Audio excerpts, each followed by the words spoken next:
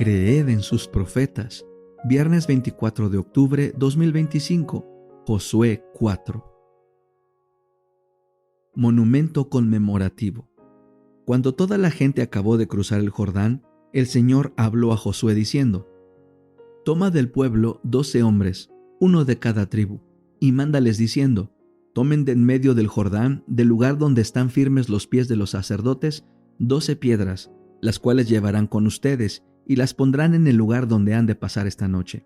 Josué llamó a los 12 hombres a quienes había designado de entre los hijos de Israel, uno de cada tribu, y les dijo Josué: Pasen delante del arca del Señor su Dios hasta la mitad del Jordán, y cada uno de ustedes tome una piedra sobre su hombro, conforme al número de las tribus de los hijos de Israel, para que esto sea señal entre ustedes.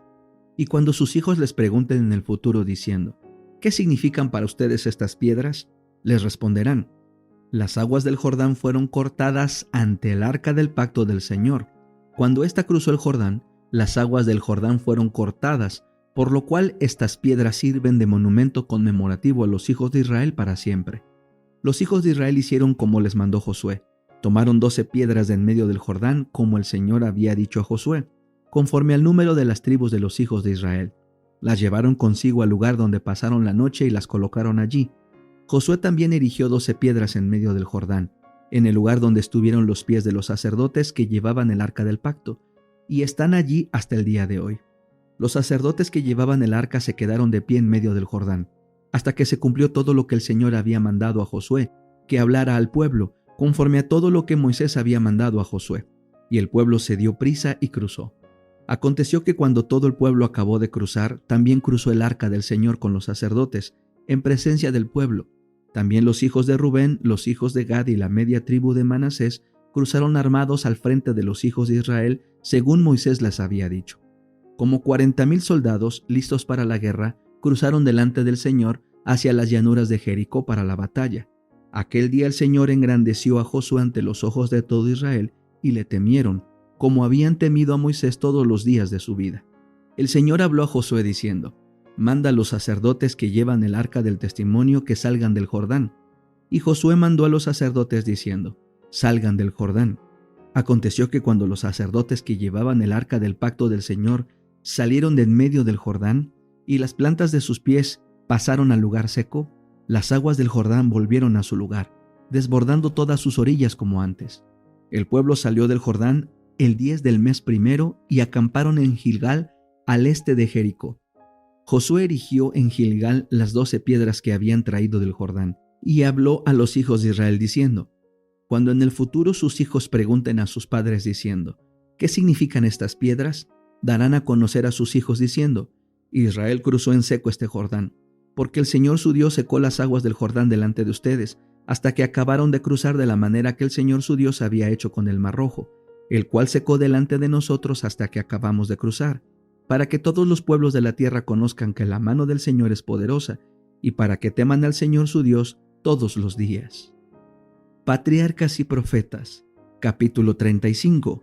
La rebelión de Coré.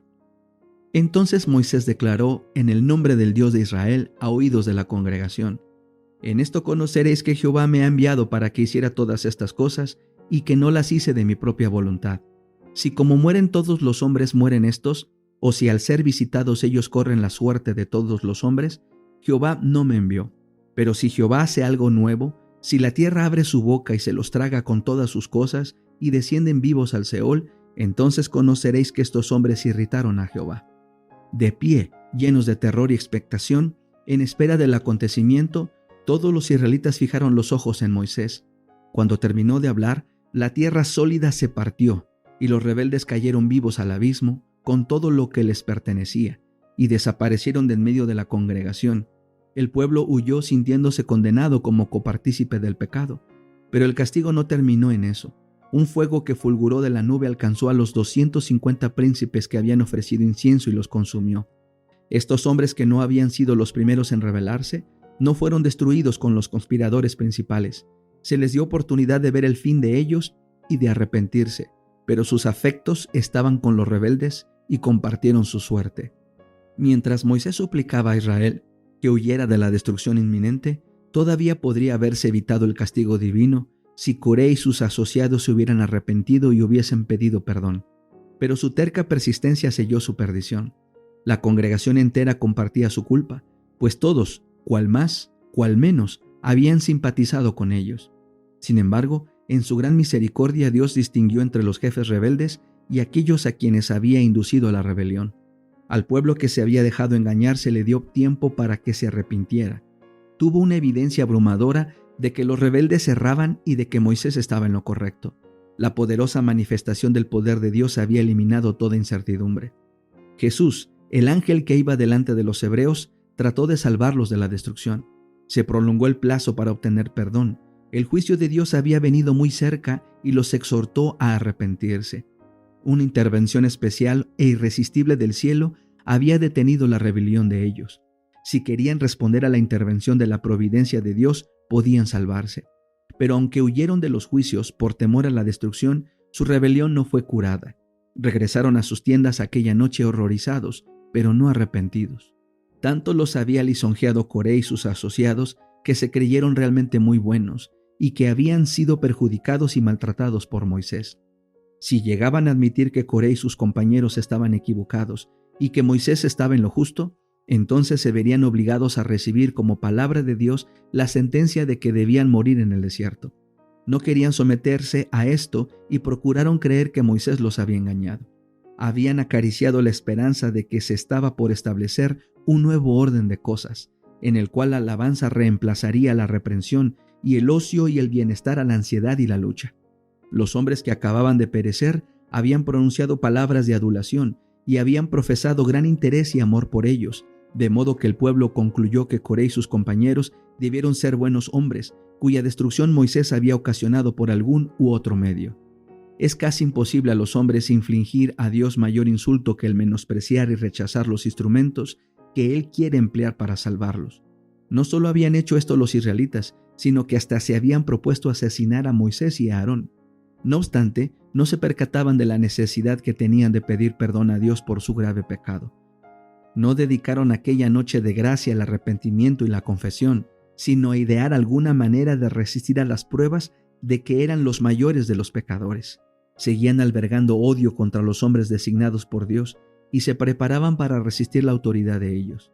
Satanás estaba allí para pervertir su juicio y llevarlos con los ojos vendados a la destrucción. Todo Israel había huido alarmado cuando oyó el clamor de los pecadores condenados que descendían al abismo y dijo: «No nos trague también la tierra». Pero al día siguiente toda la congregación de los hijos de Israel murmuró contra Moisés y Aarón diciendo: «Vosotros habéis dado muerte al pueblo de Jehová». Y estaba a punto de hacer violencia a sus fieles y abnegados jefes. Se vio una manifestación de la gloria divina en la nube sobre el tabernáculo, y salió de la nube una voz que habló a Moisés y a Aarón diciendo: «Apartaos de en medio de esta congregación y los consumiré en un momento». No había culpabilidad de pecado en Moisés. Por tanto, no temió ni se apresuró a irse para dejar que la congregación pereciera. Moisés se demoró y con ello manifestó en esa temible crisis el verdadero interés del pastor por el rebaño, confiado a su cuidado. Rogó para que la ira de Dios no destruyera totalmente al pueblo escogido.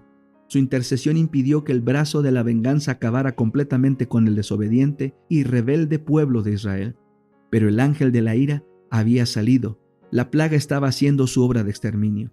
Atendiendo a la orden de su hermano, Aarón tomó un incensario y con él se dirigió apresuradamente al medio de la congregación, e hizo expiación por el pueblo, y se puso entre los muertos y los vivos. Mientras subía el humo de incienso, también se elevaban a Dios las oraciones de Moisés en el tabernáculo, y la plaga se detuvo.